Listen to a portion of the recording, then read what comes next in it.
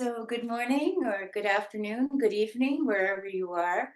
I'm delighted to be with you to teach a restorative class today. And we're going to do a bit of meditation. And I'm a writerly type of person, so there'll be some readings. And um, I have a dog I don't know what I'm going to do with her. She's not in good shape today. Simone, stop it. Anyway. Sorry, I think I just have to stop it. I'll have to do something with it. I'll pause it just a sec. So I will just start again. I'm Janice Williamson. I'm here to teach restorative yoga and some meditation. And I'm the writerly type, so I'll have a few readings as well. Um, I think this time of year can yield all kinds of insight, and it's a good time for reflection. Even if we're feeling blue, or perhaps especially if we're feeling blue, it's a good opportunity to just feel blue and just allow ourselves to connect with our own emotions and the intensity of our emotions and the depth of them. And also, it allows us to connect with others and to really form the basis of community that is one of the living attributes of Studio B that I've found really compelling over the year, even when it was octopus, of course. So I'll just invite you to gather some things together. If you have a strap, that would be great, or a scarf. If you have blankets or pillows or bolsters, or if you have sometimes if you have a ball or something to put between your legs, sometimes when we're sitting in a posture, or you could put a washcloth there or a towel. So we'll just use these as we go along. I'm going to begin with a posture that's called constructive rest, that isn't actually a yoga posture. It comes from the Alexandra technique. And it is a good beginning to a class because it establishes a baseline. Now, when you're in constructive rest, you can, if you like, you can put a blanket underneath your hips, and you can put another blanket underneath your head. Um, the forehead should be above the chin. So you want to put the blanket down so that the forehead's above the chin. And you can let your knees just hang loose there, or you can use a belt, and you can, the ideal is to not have your knees together. So you just use the belt to just allow them to kind of fold out. You can also put something between. I've got one of these gorgeous balls, these squishy balls, but you don't have to have that. You can just allow them to sit out. You can also have an eye pillow or a washcloth underneath your, to put on top of your eye, so you can take your glasses off if you have glasses. And I'm just going to invite you to put your feet on the floor and really feel yourself settling in. And you'll want to imagine that your spine is in neutral. That is, you're not lifting your ribs up and arching your back, and nor are you lifting your hips up. So you can wiggle your behind a little bit just to settle your sacrum into the ground, that which is the flat part at the bottom of your spine. And you can put your hands on your ribs, on your lower ribs here. We're just going to begin to just really allow ourselves to sink into the floor. It's as though the floor is not a mat on some kind of hard surface, but it's actually a field of green grass. And we can feel a breeze blowing across our body as we're here. And we can, as we inhale, we can feel our lungs filling up from the bottom, like we're drinking a glass of water. And then as we exhale, we can feel our breath leaving us from the top of our chest to the bottom. So we're just going to inhale, filling up, and exhale.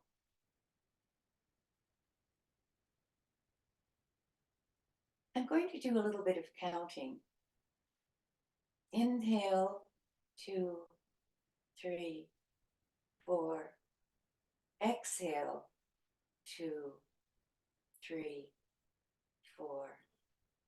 Inhale, 2, 3, 4. Exhale, 2, 3, 4.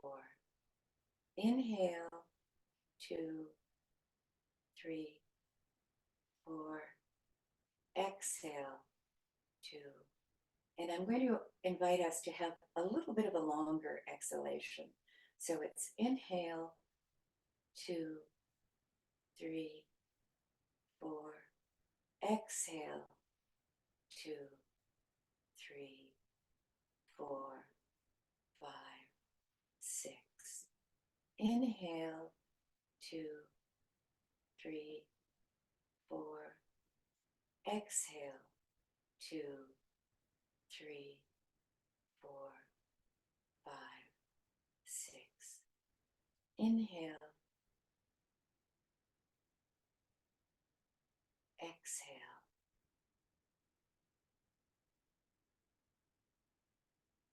Inhale,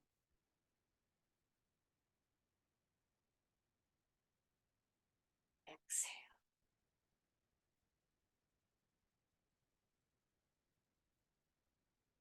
Inhale, exhale.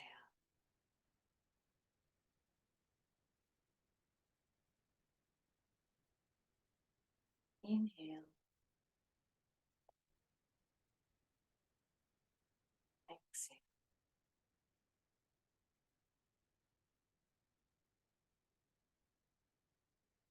Inhale,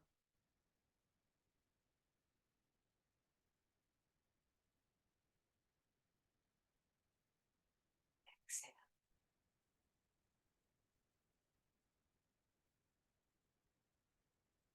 And I'm just going to let you breathe on your own for a few moments in constructive rest. And I'll be silent.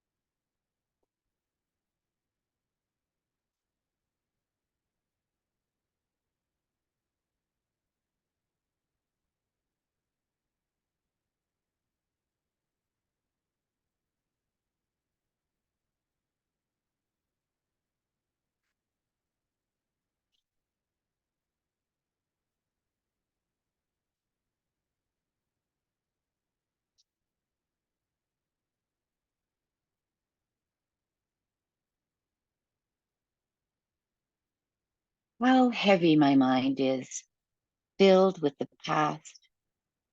Is there room enough for the world to penetrate? It must go somewhere. It cannot simply sit on the surface. Stars gleaming over the water, the leaves piled, waiting to be lit.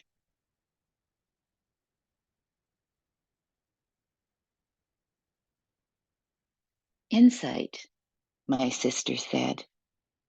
Now it is here, but hard to see in the darkness.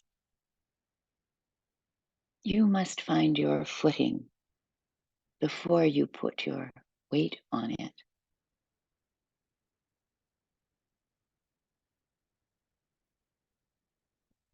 Insight, my sister said. Now it is here, but hard to see in the darkness. You must find your footing before you put your weight on it.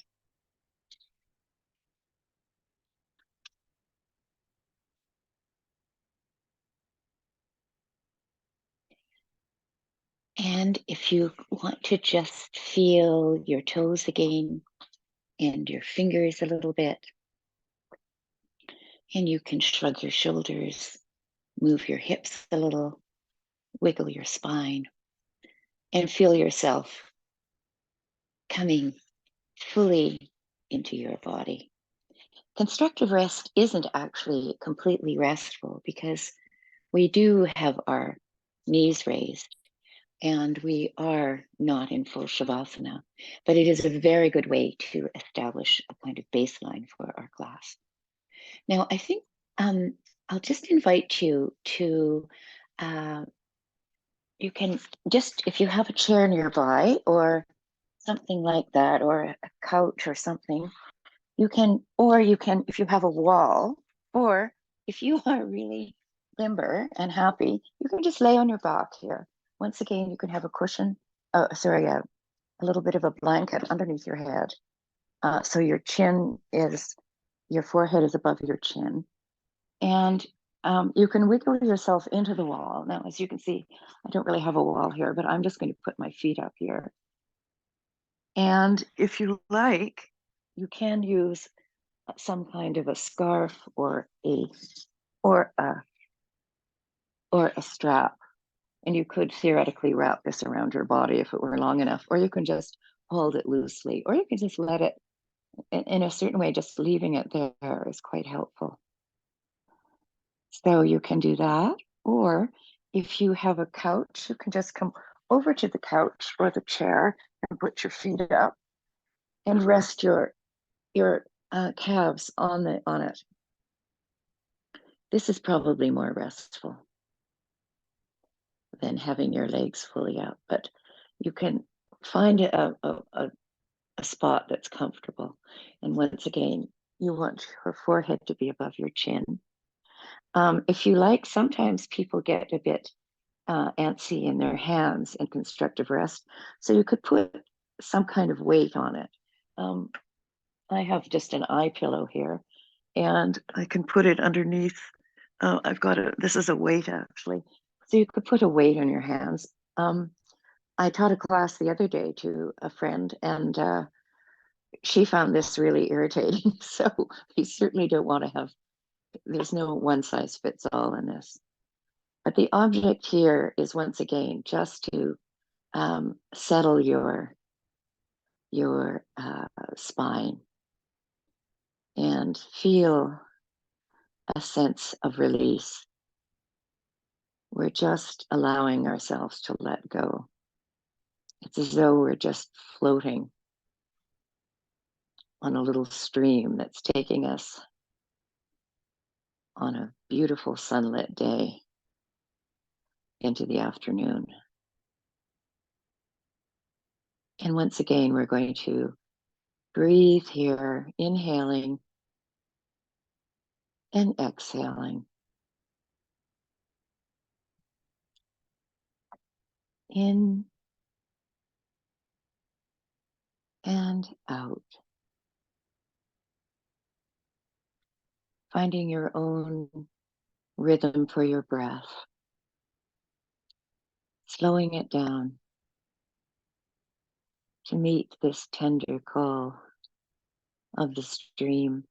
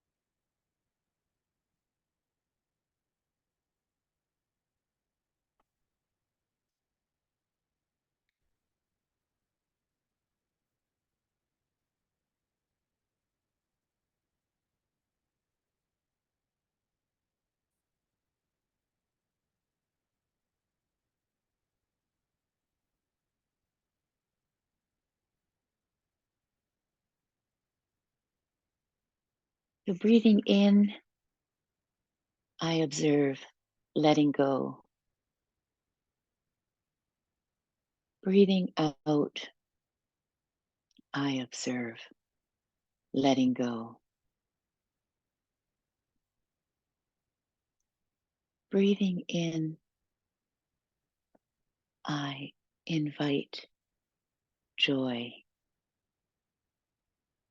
Breathing out, I invite joy.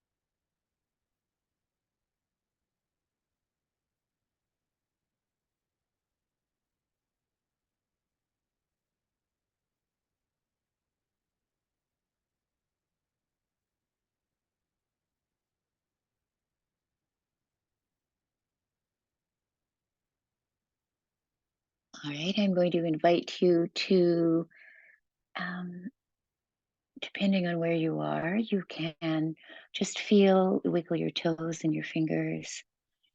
Feel yourself shifting your body a little bit.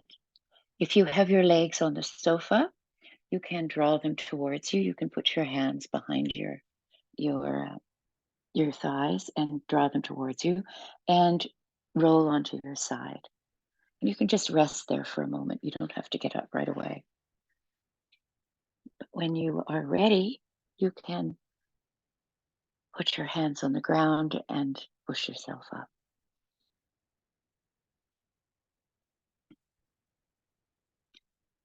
And we're going to do a seated tree pose. So, as an older person with very bad balance, I have to say I love the fact that this is the tree pose, because when I'm standing in tree, I'm extremely wobbly. So this is a very a very good variation for me. Mind you, it doesn't really improve my balance. But okay, so I'm actually sitting a little bit on a folded blanket just to get my hips up, and I've got my foot out, my right foot out, and I'm drawing my left foot in to my thigh. Now, you have your own knee. My knee is a bit wonky these days. So I am just going to build it up, something to support it. It could be a blanket. I'm just putting some blocks here. And I might find over the course of sitting here that I can lower it down. So you don't have to stay in the same position for the entire period. It's not a given. So, and you can put your foot further down on your knee or on your. So the object of this is just to have an open groin here. And if you like, you could have a strap around your foot.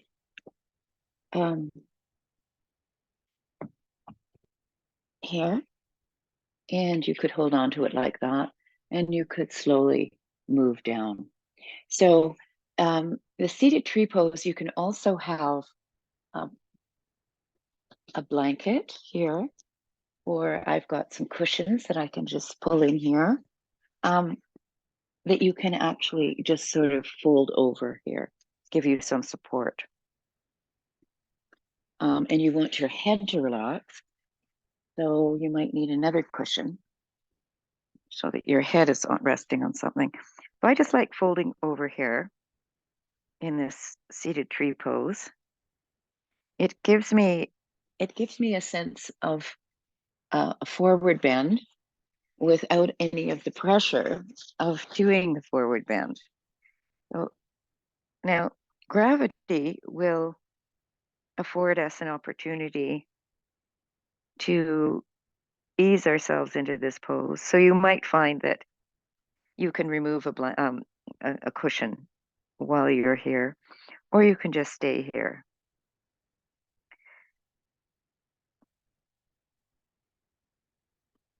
And we're going to stay here for about 4 minutes.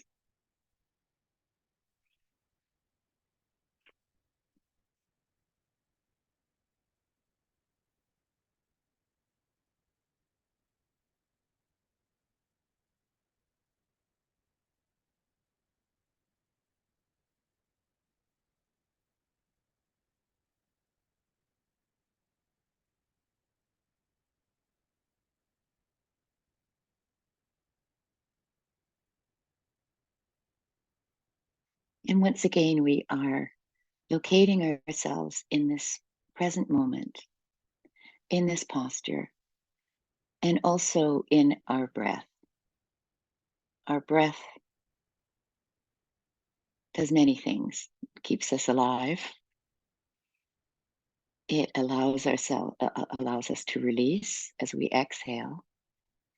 And as when we inhale, we imagine we're drawing in joy, the kind of quiet joy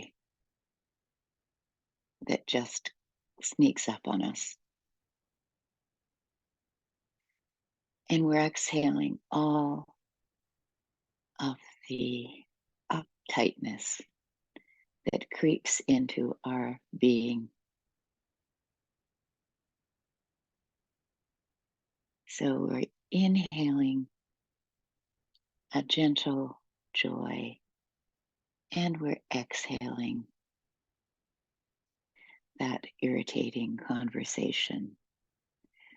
We're inhaling quiet joy, and we're exhaling whatever loneliness we might experience in our week. And we're inhaling the quiet joy of companionship, being a good companion to yourself and to others. And we're exhaling all that makes us tense up. Inhaling and exhaling. Inhaling,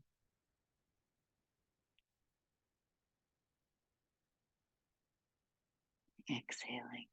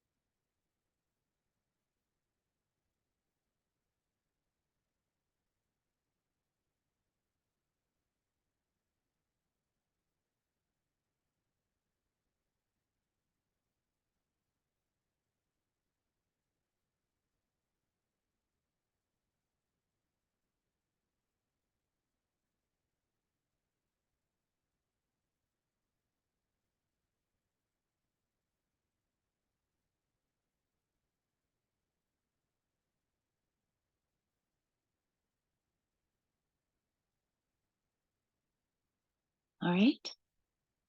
So you can find yourself again sitting up, and you can use your hands to lift your knee, your leg up, and you can stretch it out and just wobble those legs. And you can turn your feet around. Sometimes our feet get cramped in these poses. So let's do a mid tree pose at getting our roots in order. So let's turn our feet around, our ankles around, out, turning them outwards, and then let's turn our ankles around, turning them inwards. And let's point our toes, and then push our heels out, point our toes, and push our heels out. Let's see if we can stretch our toes out as far apart as they can go, and push our heels out and stretching our toes out as far as they can go.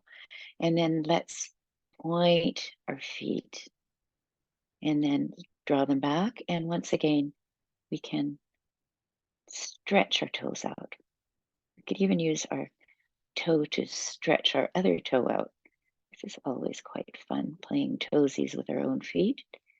Good.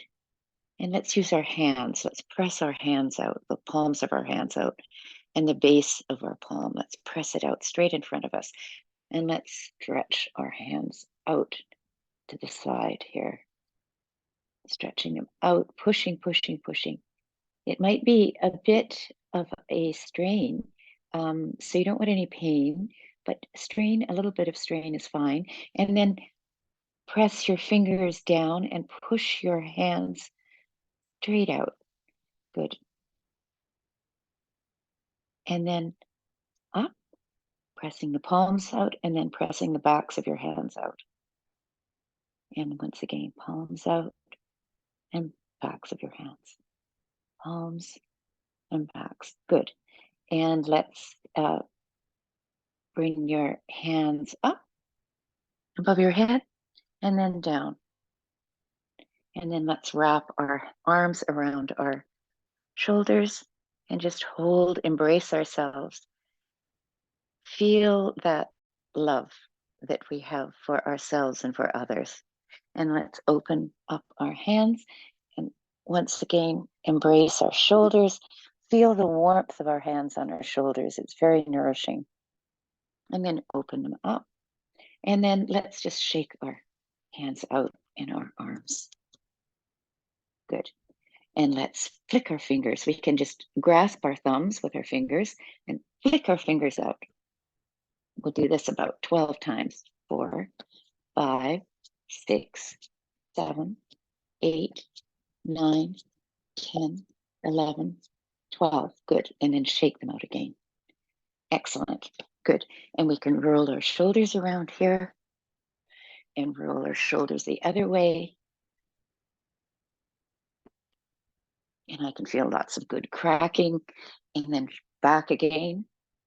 And then up. And then pull them down. And then push them up and pull them down. Forward and back.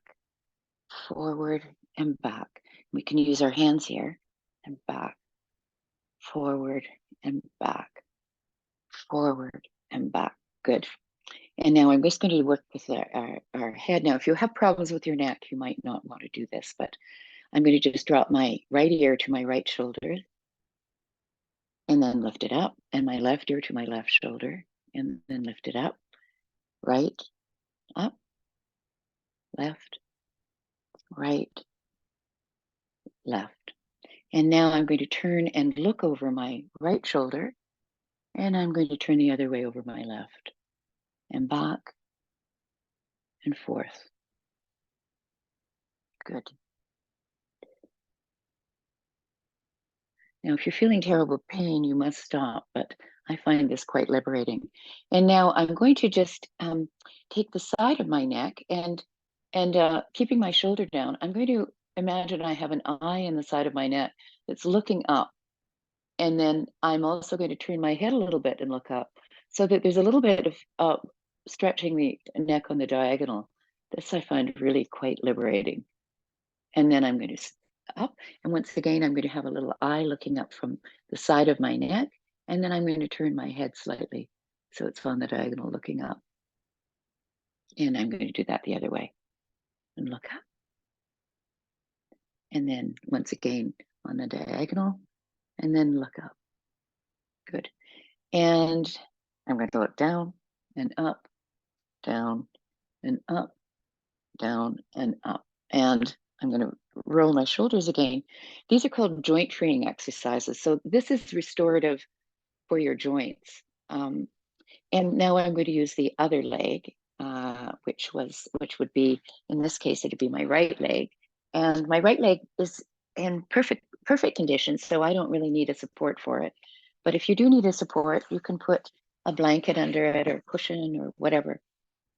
And we're just going to sit here again and hold over our leg to really feel the comfort of this movement. Okay.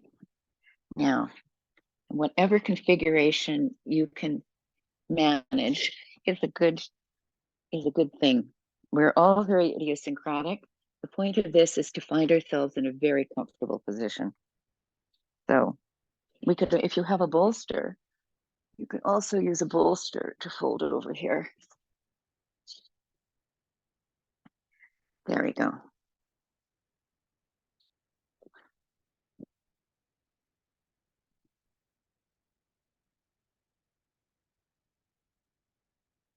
And once again, we're going to be here for about 4 minutes. And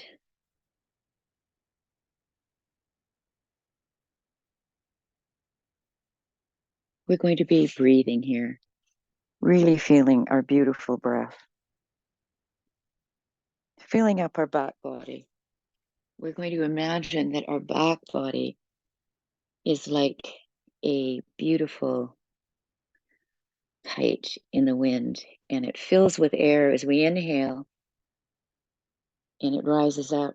And as it exhales, it's as though it flutters a bit and moves a bit closer to the ground. And we're filling up our back body again like a kite that's rising up. And then we're exhaling as it flutters a bit in the air. And we're inhaling and exhaling. Inhaling and exhaling.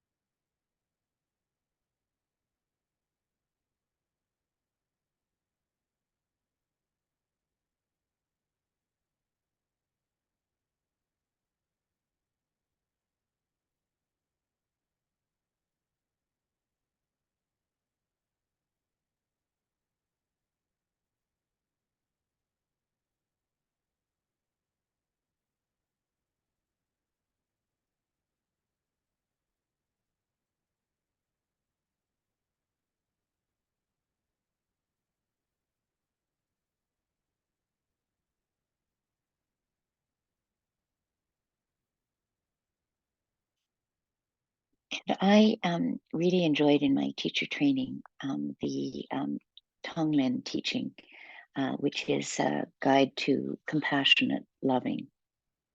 And one of the slogans were from Sumatra. Akisha was the teacher, and a Bengali teacher went to Sumatra in the 10th century to retrieve the teachings because they could only be passed on in conversation.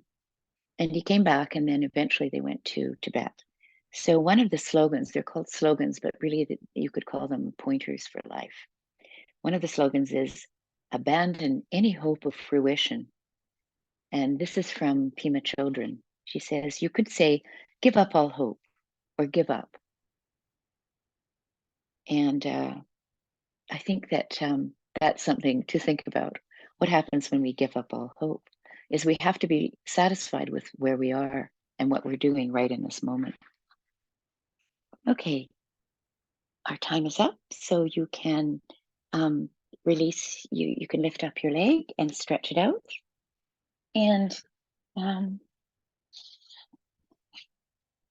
uh, we can now do a something that's called a banana, which is quite fun.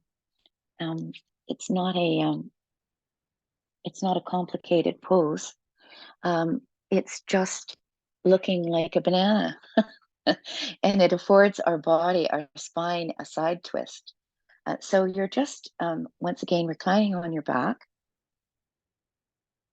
and you are you can lift your. I'm going to lift my hips up and shift them towards the left, and then I'm going to stretch my straight legs out towards the right, and I'm going to curve my torso towards the right as well.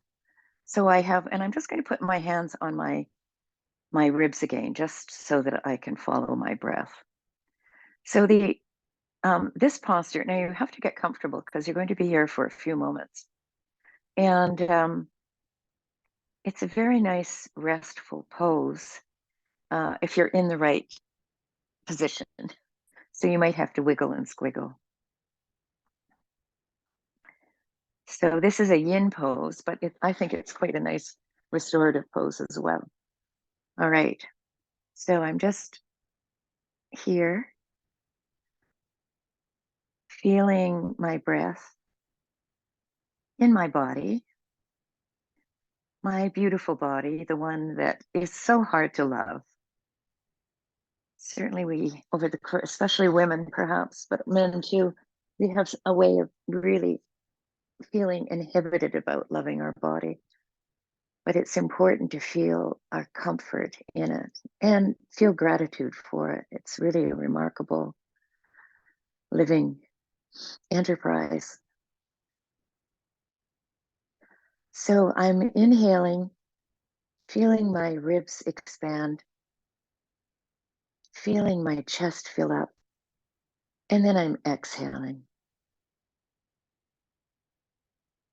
And I'm inhaling and exhaling, inhaling and exhaling, inhaling and exhaling.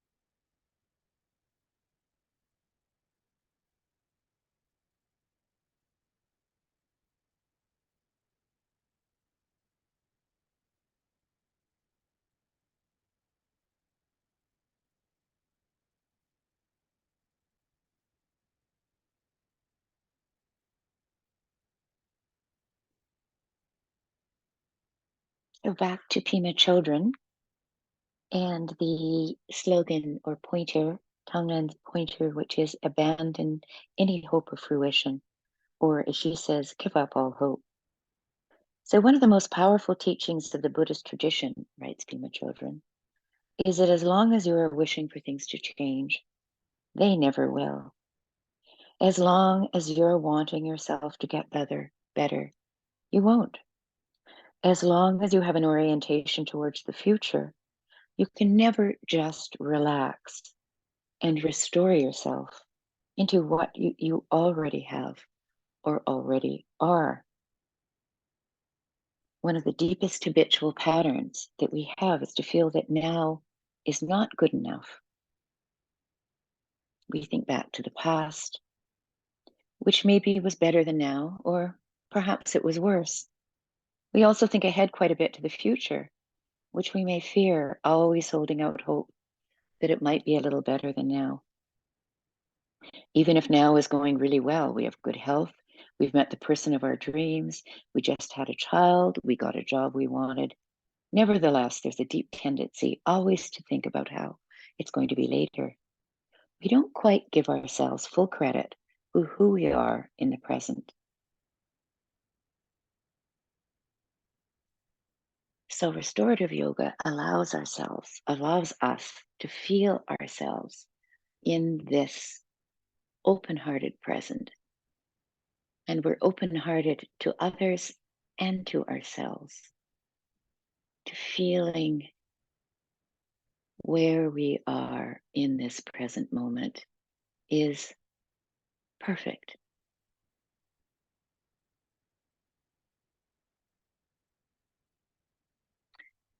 And with that, I'm going to invite you to just you can just lay there. You can untwist and you can shift your hips. In my case, it would be towards the right, and stretch my legs out and my arms out above my head so that I'm in a little bit of a twist here. Just a little bit of a side bend, really, is what it is. A supine side bend. All right.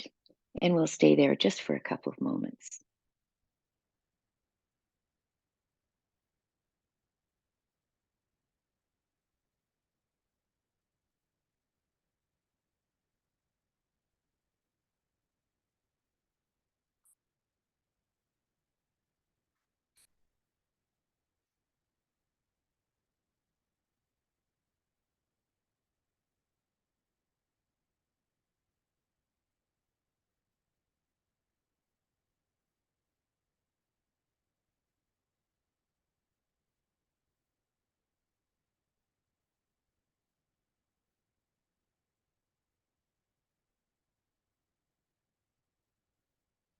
And Pema Chodron writes about how when she has been studying and meditating, she's been imagining a time when all the veils have been removed.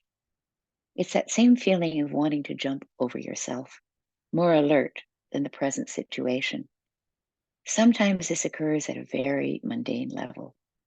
You want to be thinner, have less acne, or more hair. But somehow there's almost always a subtle or not so subtle sense of disappointment, a sense of things not completely measuring up. In one of the first teachings I ever heard, the teacher said, I don't know why you came here, but I want to tell you right now that the basis of this whole teaching is that you're never going to get everything together. I felt like I had just been slapped in the face, or as though they had thrown cold water over my head. But I've always remembered it. They said, you're never going to get it all together. There isn't going to be some precious future time when all the loose ends will be tied up. Even though it was shocking to me, it rang true. One of the things that keeps us unhappy is this continual search for pleasure or security, searching for a little more comfortable situation, either at the domestic level or at the spiritual level or at the level of peace.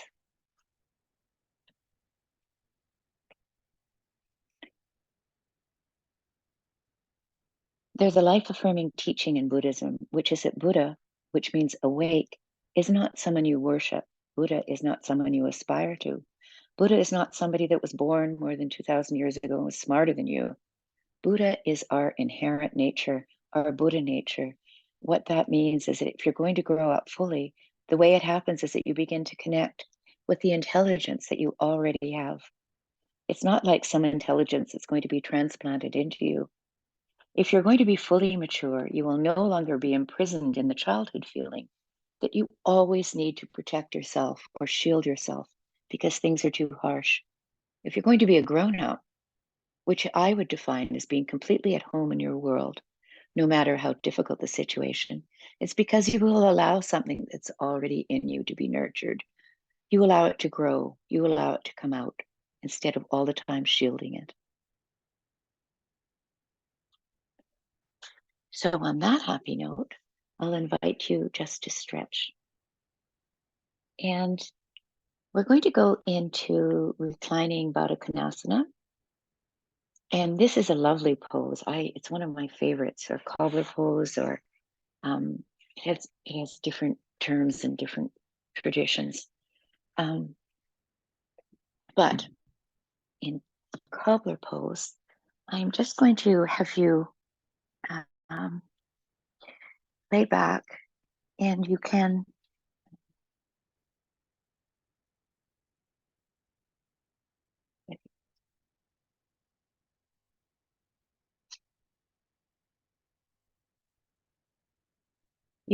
just, and if you want to, you can put your feet up on, once again, on a on the chair, or you can just lay back and put your feet together.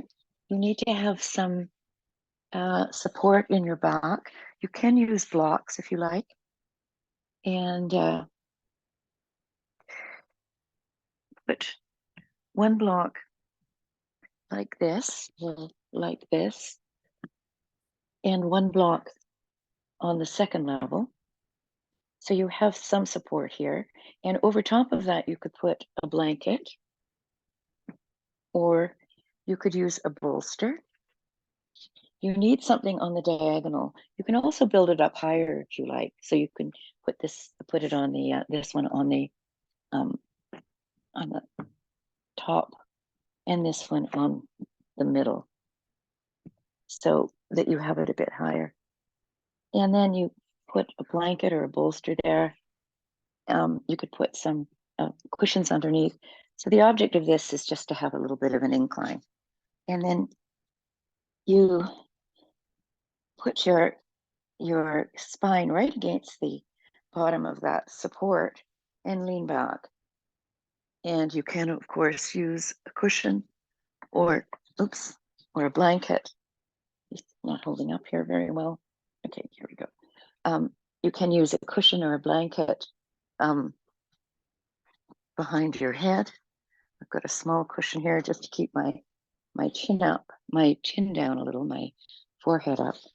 And you could put a pillow on your eyes, and you can put a strap around here if it's handy, which I'm not sure it is. Where's my strap gone? Anyway, it seems to have disappeared. Can't have gone too far. So you could put a strap around your legs if you like, but I'm just going to just let them fall out like this. You can also put bolsters or something underneath your knees if it's too hard on your body to have them fall to the floor. So you decide what to do. And you're just going to keep your palms up. Your elbows can be on the ground. Your forearms can be on the ground. And you can put a weight, if you like, in the palms of your hands, if that makes you feel comfortable. Some people find it confining, but and then you just close your eyes and allow your chest to rise and fall with your breath.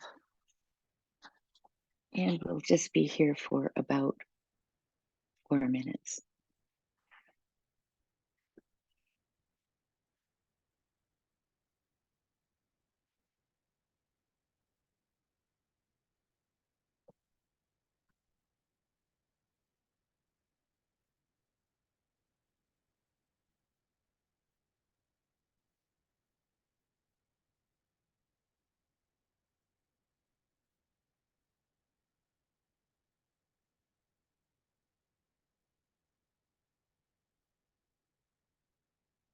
And a friend gave me this book by Jack Cornfield called After the Ecstasy, the Laundry.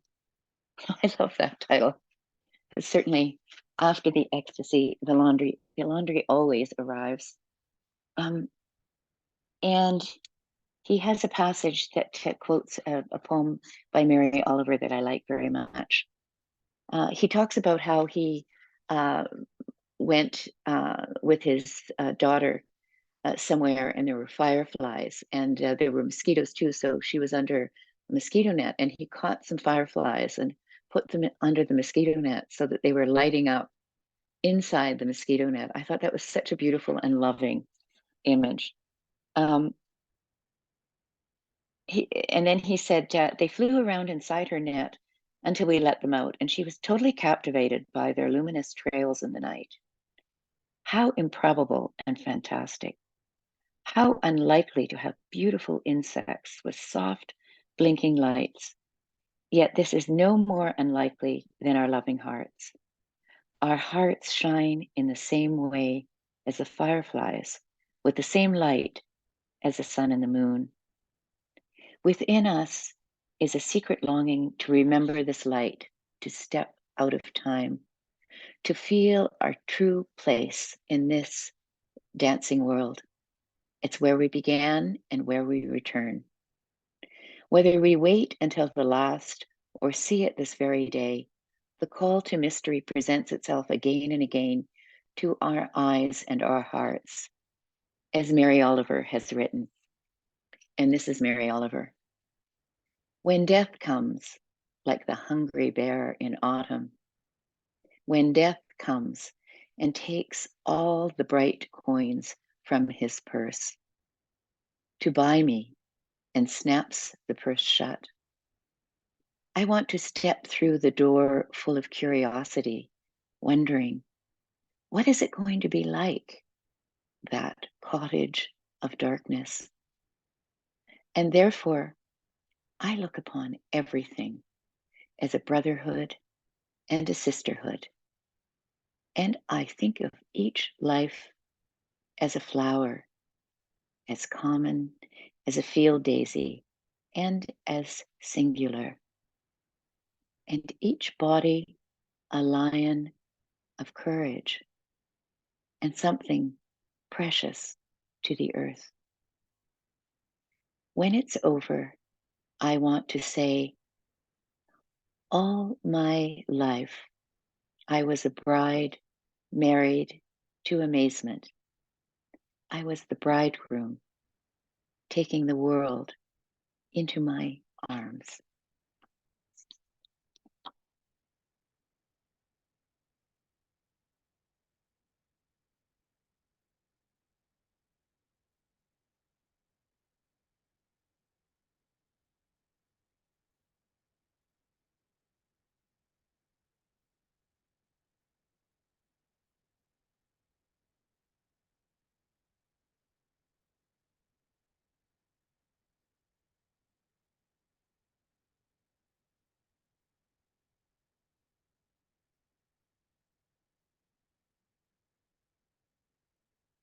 Now, if you're comfortable in that position, you can just stay there, or you can stretch your legs out and you can remove the supports from underneath. If you're on a slanted surface, you can move those away. And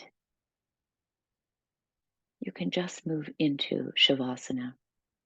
Now, your Shavasana might be very idiosyncratic. You might want to sit up and cross your legs. You might want to stretch out on your back and feel your body resting on the ground. You might find it is better in a prone position with you laying on your stomach. You might find child's pose is useful.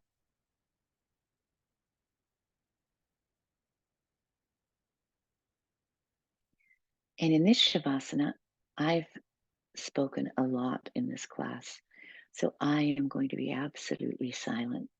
I'm just going to guide your breath and invite you to scan your body and see if there are any places of discomfort. And if there are, you might want to, for instance, just clench your toes together in your hands and then just let them go. And you might shrug your shoulders a bit and then let them go. You might lift your hips up slightly and then let them go. You might just shift your body back and forth a little, just slightly nudging it into a deeper state of relaxation. And you might turn your head just slowly from side to side. And you'll feel the lines on your forehead disappear. You'll feel the sides of your face just letting go. And you'll feel your tongue just falling into your lower jaw. Your lips might be slightly parted. And in this place, you're just going to let it all go.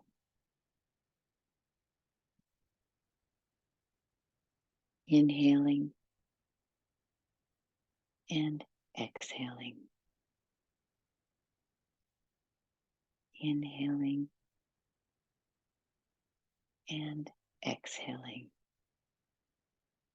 finding your own rhythm.